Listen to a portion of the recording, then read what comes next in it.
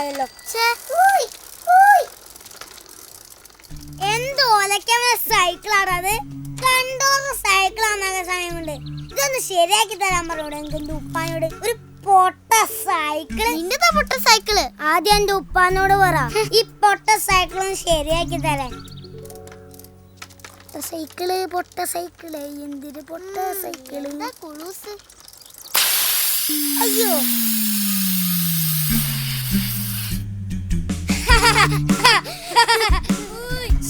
നാശിപ്പിച്ചു.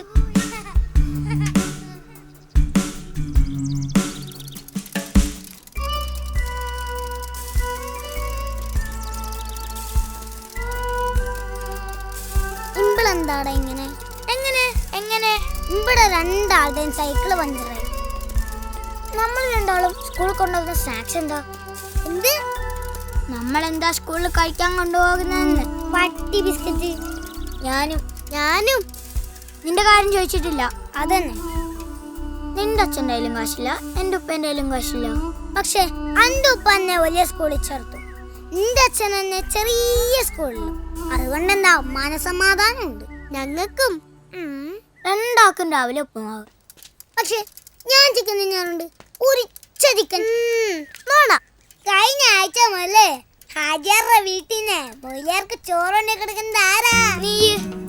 ആ ചോറ് വെറും ചോറല്ല മോനെ, നെയ്ച്ചോറ് അല്ലെങ്കിൽ ബിരിയാണി. അതിൽ കരിച്ചതും പൊരിച്ചതും പൊള്ളിച്ചതും ഒക്കെ ഉണ്ടാവും. മൊയിലാർക്ക് ചോറുണ്ടിയെ കൊടുത്തു കഴിഞ്ഞ് സകല ദൈവങ്ങളെയും വിളിച്ച് ട്രാമ്പേന്റെ പുറത്ത് ഞാൻ ഇങ്ങനെ കാത്തു നിൽക്കും. എന്തിന്? ആചാര വീട്ടിലെ പാത്രം തിരിച്ചുകൊണ്ടേ കൊടുക്കണ്ടേ. ബിരിയാണി ആയാലും നെയ്ച്ചോറായാലും അതിലോരോ എനിക്ക് വേണ്ടി മാറ്റി വെച്ചിട്ടുണ്ടാവും മോനെ. മൊയിലാർക്ക് തീറ്റ കഴിഞ്ഞാ പിന്നെ എനിക്ക് വേണ്ടി മാറ്റി വെച്ച നെയ്ച്ചോറും കരിച്ചതും പൊരിച്ചതും എല്ലാം കൂടി എന്റെ നേർക്ക് നീട്ടിട്ടൊരു വിളിയുണ്ട് മൊയിലാർക്ക്. ഉണക്കണ്ടാന്ന് അതല്ല പറഞ്ഞിട്ടാണോ ഗുരുവായൂരപ്പൻ പറഞ്ഞിട്ടാണോ ഒന്നും എനിക്കറിഞ്ഞൂടാ. മൊയിലാരുടെ വിളിക്ക് ഒരു ദൈവത്തിന്റെ ഒച്ചയാ. പിന്നെ സ്വാമി ആലോചന അത് മുഴുവൻ നിന്നിട്ടേ ഞാൻ പോരൂ. മണി കണ്ടോ, നമ്മൾ രണ്ടാളും ഒരേപോലെയാണെന്നല്ലേ നീ പറഞ്ഞത്? അതെ. എന്നെ നിനക്ക് ഹോംവർക്ക് ചെയ്തെന്ന് ഞാനല്ലേ? ഒരു ദിവസം ഞാൻ കൊണ്ടേ കൊടുക്കട്ടെ മൊയിലാക്ക് ചോറ്? പ്ലീസ് എടാ.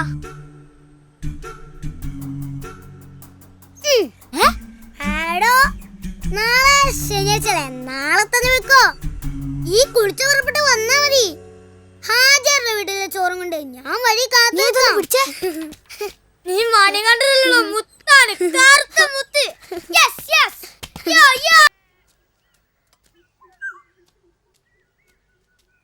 മണികണ്ഠന് പനിയാ, അതാവാൻ വരാഞ്ഞ്.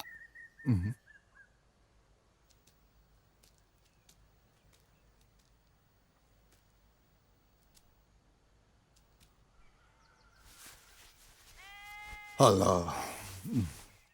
Bismillahirrahmanirrahim.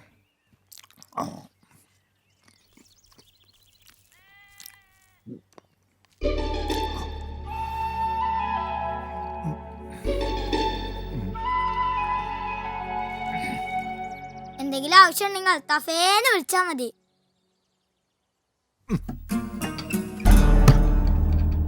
വായിലേക്ക് നോക്കി വെള്ളം ഇറക്കി നിൽക്കാ ഹിമാറ്. ഇങ്ങനെ നോക്കി വയറ്റിന് പിടിക്കൂ.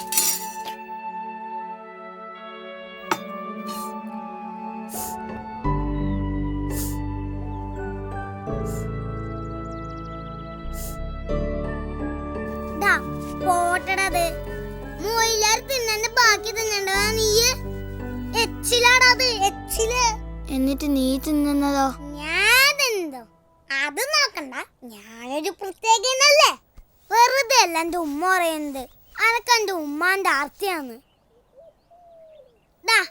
അത് വിടടാ എന്റെ ഉപ്പ ഞാൻ ഈ കാര്യം അറിഞ്ഞു കഴിഞ്ഞാ പിന്നെ എനിക്ക് കിട്ടുന്ന ശാപ്പാട് കൂടി മുടങ്ങും എടാ അൽത്താഫേ അനക്ക് പൊരിച്ചു പോയത് ഞാൻ ഇത്രയ്ക്ക് എളുപ്പാണെങ്കിൽ ഈ ഒരു കാര്യം ചെയ് എന്റെ ഉമ്മ പോറ്റുന്നുണ്ടല്ലോ 4-5 കൈക്കലേ അതിലൊന്ന് ഞാൻ പൊരിച്ചു തരാൻ പറയടാ നല്ല കഥയായി ഉമ്മ എന്നെ പൊരിക്കും ഉമ്മ തരൂലെങ്കിൽ പിന്നെ ഒറ്റ വഴിയുള്ളൂ എലി വിഷം കൊടുത്ത് കൊല്ലാനോ കൊന്നാ പാവം തിന്നാ തീരും ഞാൻ തരുന്ന സാധനം ഈ അങ്ങ് ഒഴുക്കി കൊടുത്താ മതി അത് ചത്തോളം പിന്നെ അത് മുഴുവൻ അനക്ക് കറി വെച്ചോ പൊരിച്ചോ എങ്ങനെ വേണമെങ്കിലും തിന്നാടാ അത് നടക്കോ നടക്കും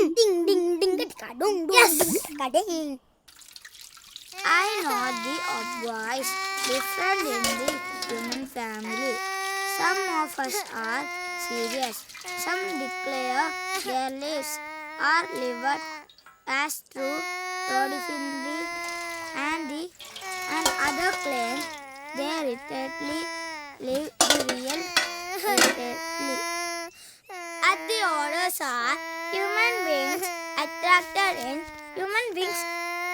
ഈ വന്നപ്പം മുതൽ തുടങ്ങിയതാണല്ലോ അവളെ കരയിപ്പിക്കാൻ. ഞാനും ചെയ്തിട്ടില്ലേ? ഈ ഒന്നും ചെയ്യാണ്ട് ഇവള് വെറുതെ നിലവിളിക്കോ? ഉപ്പം കൊണ്ട് വരട്ടെ, കാണിച്ചു തരുന്നുണ്ട് ഞാൻ. ആ വന്നല്ലോ, വെച്ചിട്ടുണ്ട് ഞാൻ. എന്നെ കളിയാക്കിട്ടില്ലേ?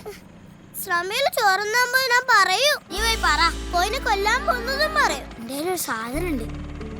എന്ത്?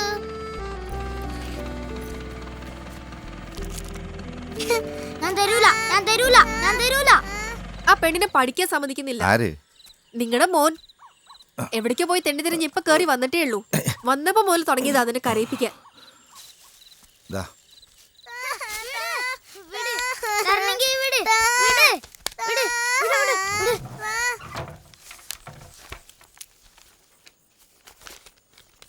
കണ്ടില്ലേ പഞ്ചപാവത്തിനെ പോലെ ഇരിക്കുന്നത്?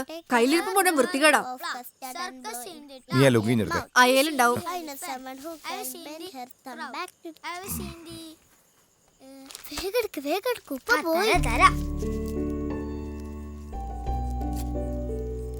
ഞാനാണെങ്കിൽ കുഞ്ഞിക്കാക്ക് വലിയ കഷ്ടം തരേനു. ഞാനും അതല്ലേ ചെയ്തേ. എന്താടാ ഇവിടെ പ്രശ്നം? നല്ല തല്ല് കിട്ടാത്തന്നെ കുറവാ. പുതിയ ഷൂ 2 ദിവസം കഴിഞ്ഞ് വാങ്ങാൻ തന്നെ മാഷിനോട് പറ. 2 ദിവസം കഴിഞ്ഞിട്ട് എവിടെന്നാ? പുന്നാരമോന് ഷൂസ് വാങ്ങണമെങ്കിലേ 15,000 രൂപ വേണം. എന്ത് കണ്ടിട്ടാ ഈ പറച്ചില്? ഒരു ഷൂസ് വാങ്ങാന്ന് പറഞ്ഞീ കേട്ടോ.